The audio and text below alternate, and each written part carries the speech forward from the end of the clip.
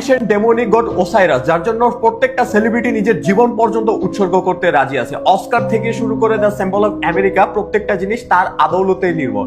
ওসাইরাসকে বলা হয় the king of underworld. এতদিন পর্যন্ত আপনাদেরকে শুধু বাল দেবতা, দ্য সিক্রেট সোসাইটি অথবা ইলুমিনাতির কথা বলে আসলেও আজকে আপনাদের রিয়েলিটিটা বলি যে ওয়ার্ল্ডের মধ্যে, পৃথিবীর মধ্যে 72 মানে 72টা ডেভিল গ্রুপ বা সিক্রেট সোসাইটি আছে এবং প্রত্যেকদের কাজ আলাদা আলাদা। প্রত্যেকটা সিক্রেট সোসাইটি তাদের নিজস্ব মিশন পালন করে থাকে। এন্ড মজার বিষয় হচ্ছে এই ওসাইরাস হচ্ছে বাল দেবতার ভাই। সেলিব্রিটিরা শুধু শুধু নিজেদের চরম পর্যায়ে অপমান অথবা বেজ্জতি করে না, it's a part of humiliation ritual.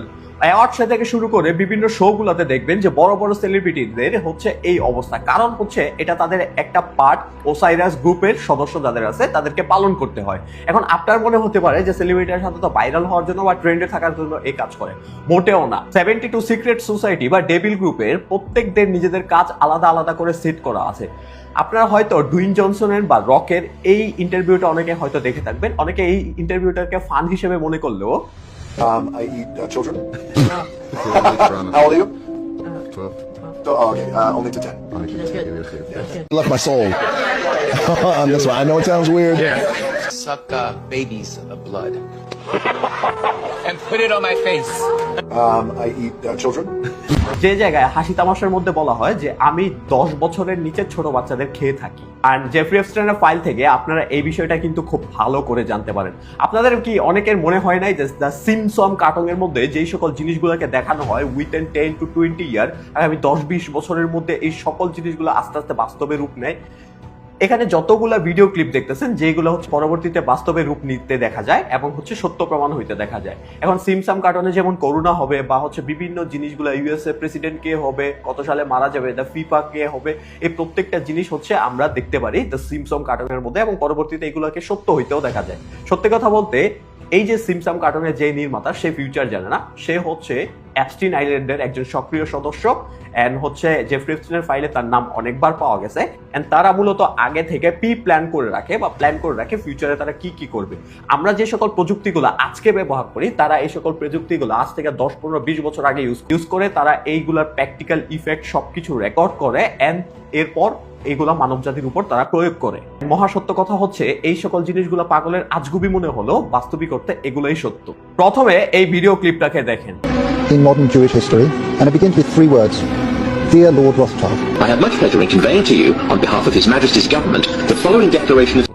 এই ভিডিওতে যে ব্যক্তিকে দেখতে পাইলেন উনি হচ্ছে দ্য রথচাইল্ড ফ্যামিলির একজন সক্রিয় এবং অন্তিম সদস্য, যে কিনা ইসরায়েল রাষ্ট্রটা গঠন করে। দখলদার ইসরায়েল বলতে পারেন।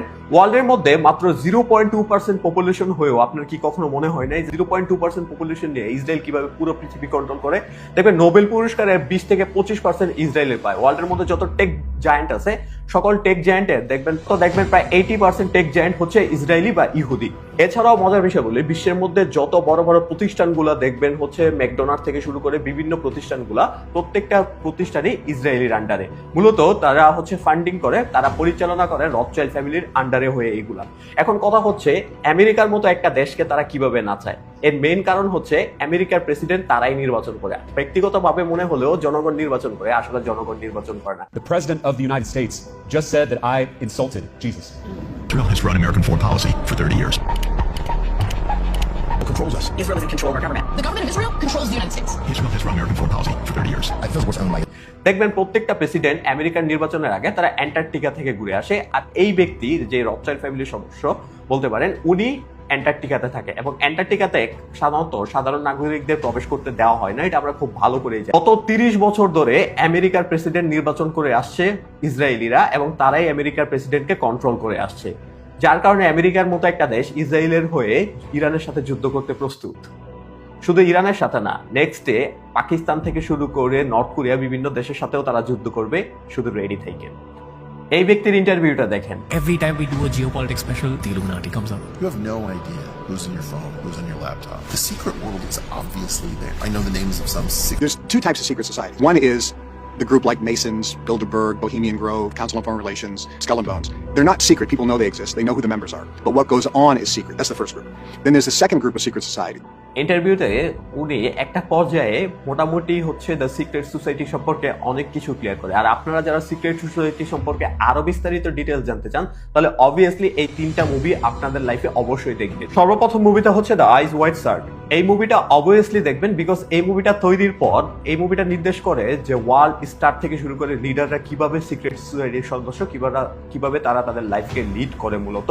এন্ড এই মুভিটা যিনি তৈরি করেন, যেই ডিরেক্টর, মুভিটা রিলিজ হওয়ার কিছুদিনের মধ্যে মর্মান্তিক ভাবে হচ্ছে তাকে মেরে ফেলা হয়। 2 নম্বর মুভি হচ্ছে দ্য কনস্পিরেসি। এই মুভিটা অবশ্যই দেখা উচিত আপনাদের, কারণ এই মুভিতে এমন একটা বিষয়কে ক্লিয়ার করা হয়েছে যে কোনো কনস্পিরেসি সাধারণত শুরুর দিকে কনস্পিরেসি থাকে না, এই কাহিনীগুলো আগে ঘটে, এর পরবর্তীতে এইগুলো কনস্পিরেসিতে রূপ নেয়। দ্যাট মিন আমরা আজকে যেই সকল জিনিসগুলোকে একটা ধারণা মাত্র মনে করি এন্ড অতীতে এই কাহিনীগুলো সত্যিকারের হয়ে আসছে। এন্ড 3 নাম্বার মুভি হচ্ছে দ্য গেট আউট। অবভিয়াসলি এই মুভিগুলো আপনাদেরকে দেখা উচিত যদি আপনারা সিক্রেট সোসাইটি এন্ড ইলুমিনাতি সম্পর্কে আরো ডিটেলস কোনো কিছু জানতে চান। এমনই ইনফরমেশন পেতে চাইলে পেজটাকে ফলো করে ভিডিওটাকে শেয়ার করে দিবেন যাতে মানুষের মধ্যে সচেতনতা সৃষ্টি করা যায়।